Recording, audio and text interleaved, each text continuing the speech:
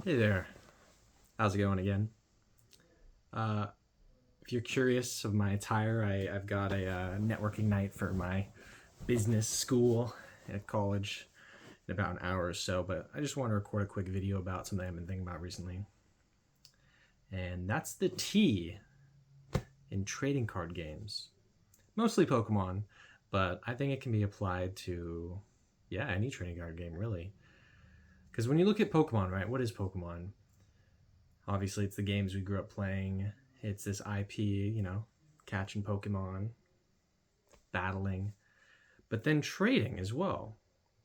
And it's interesting because I think in the original days, even on the Game Boy, right, you had the link cable. Trading had so much intent behind it, and usually it was a personal thing. You're trading with your friend, you're battling with your friend. But now that we live in this internet age, it can really be with anyone.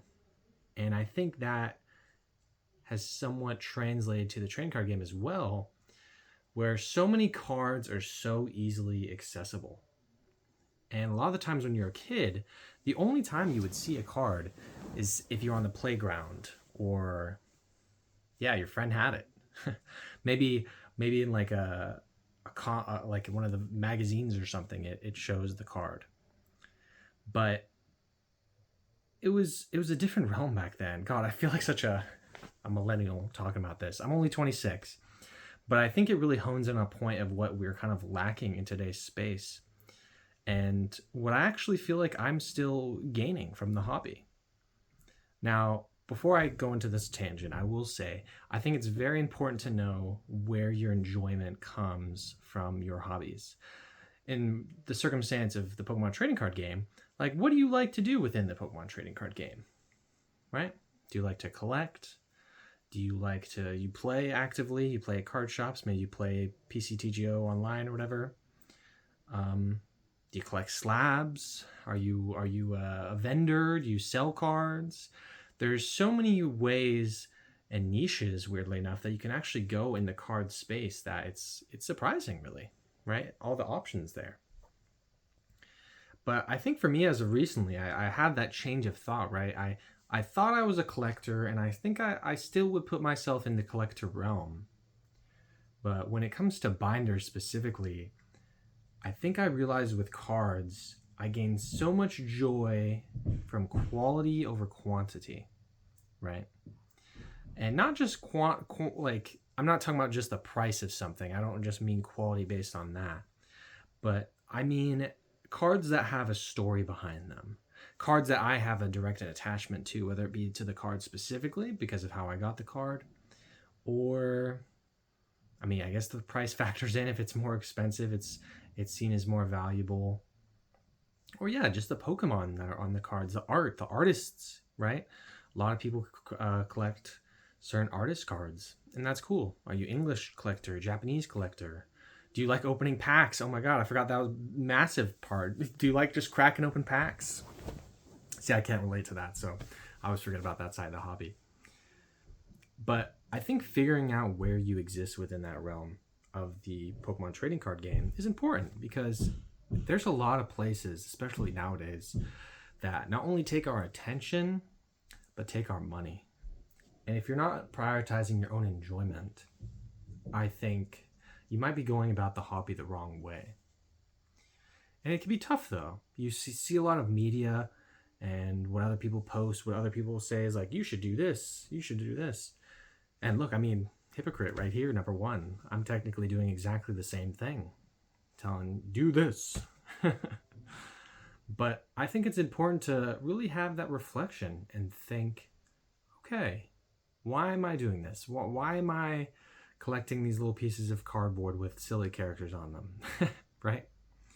Because it is silly if you think about it. I think if any of us take a step back, it feels a little funny.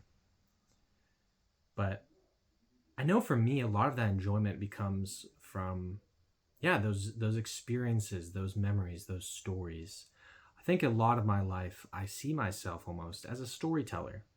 I have an interest in data analytics within business. I'm an MIS major, Management Information Systems. And to me, data is just a story that's yet to be told, right? There's something to be extrapolated there that also is useful information. and that can help other people.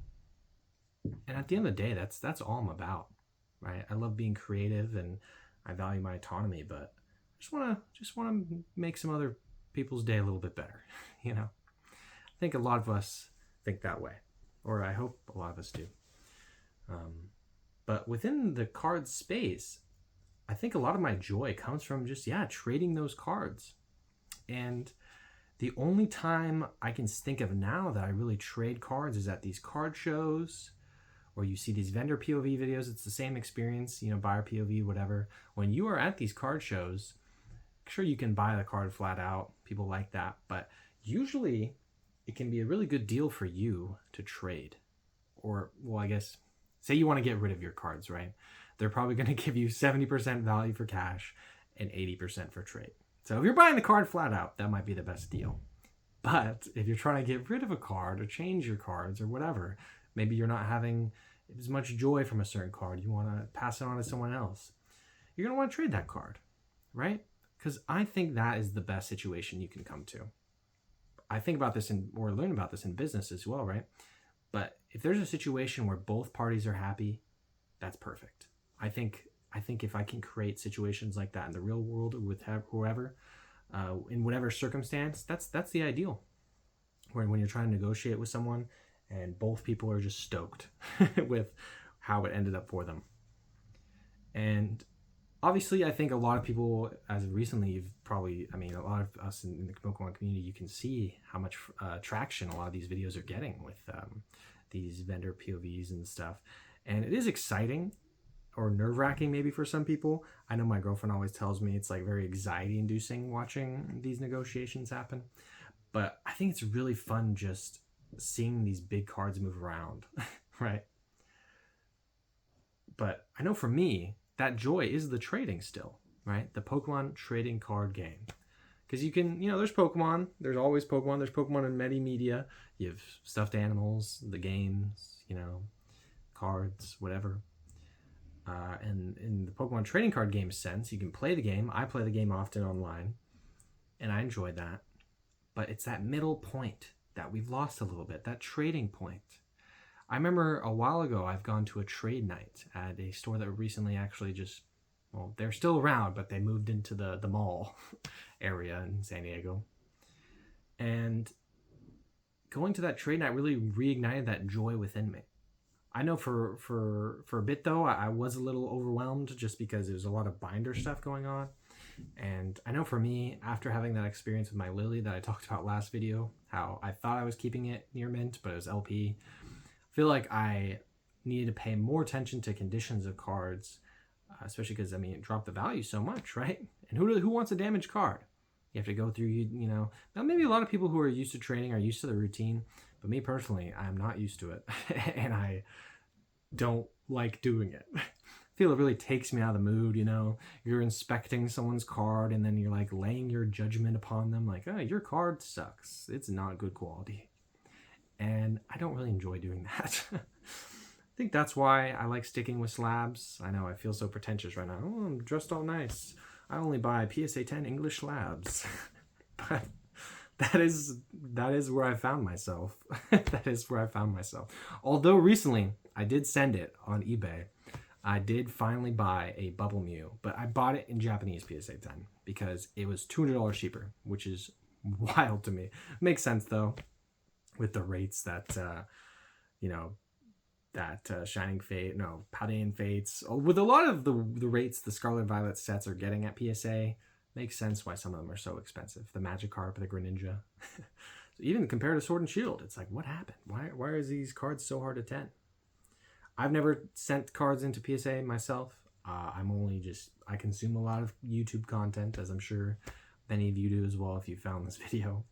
So I'm just in this space. I'm in the know-how, I guess. But yeah, I think trading cards really has such a joy, and I love doing it.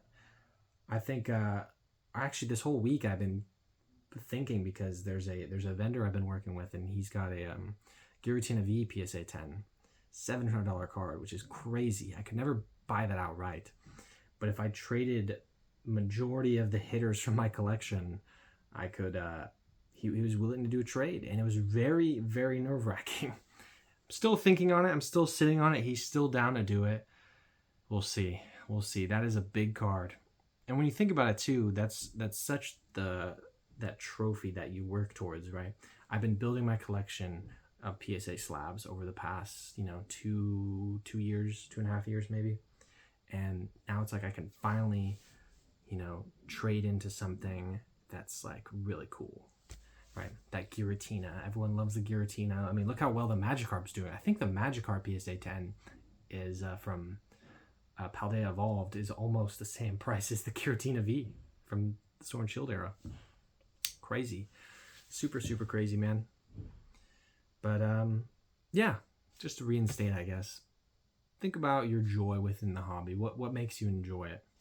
Why are you doing this? Why are you doing this thing? And do you like trading? If you like trading, let me know. I think it's such a key part that we remember as kids that really have left upon us. It's hard to find that nowadays. Places to just trade and stuff. I hope to find a few trade nights, but like I said, I don't have a binder anymore, so I don't know if I'd be great at it. Or maybe I'll just keep watching that the YouTube vendor content, see cards being traded around, deals being made. That's always fun too, living vicariously. So, hope you've enjoyed the video. I've got to go to school now at night, which is never a great feeling, but wish me luck.